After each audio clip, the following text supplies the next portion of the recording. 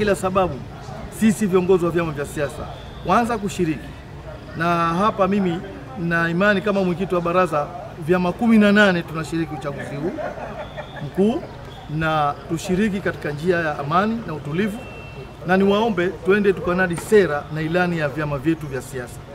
Tuende tukatoe hoja bila kugombana, bila kupigana, bila kutukanana.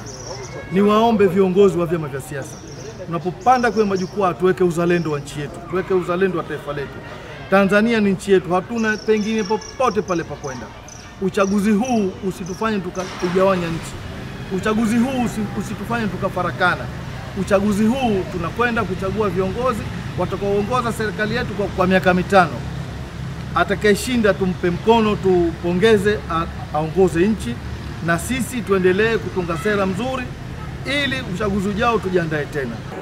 Sisi kama WiLDAF kwa zaidi ya miongo miwili tumekuwa mshirika wa karibu sana na ofisi ya msajili wa vyama vya siasa, lakini na vyama vyote 19 katika juhudi za kuimarisha ushiriki wa wanawake katika siasa, uongozi, pamoja na kujenga mifumo ya kisiasa inayojali haki, usawa na uwajibikaji.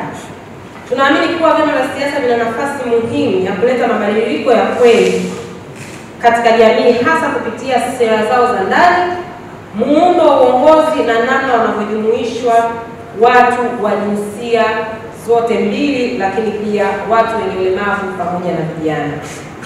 Tumefurahi kwa sababu tendo hili la kuunda madawati ya jinsia katika vyama vya siasa yanaenda kuponya vidonda vya unyanyasaji wa kijinsia katika kutafuta nafasi za uongozi au katika uongozi. Ukiangalia uwiano wa wanawake na wanaume bungeni, pamoja na kwamba kuna viti maalum, lakini bado wanawake ni wachache. Na hata tukija kwenye udiwani pia, pamoja na kwamba kuna viti maalum, bado wanawake ni wachache. Lakini kupitia mafunzo haya sisi kama viongozi wa vyama tumepata kitu kikubwa ambacho kitatuwezesha kupeleka ile hamasa zaidi kwa wanawake, na haya madawati ya kijinsia tunayokwenda kuyaanzisha si kwa ajili ya wanawake tu. Watu wamezoea kusikia swala la kijinsia, wanajua ni jinsia ya wanawake tu, lakini hapa WiLDAF umetufundisha kwamba kwenye dawati la jinsia litahusu wanaume, litahusu wanawake, litahusu vijana, litahusu na wenye ulemavu pia.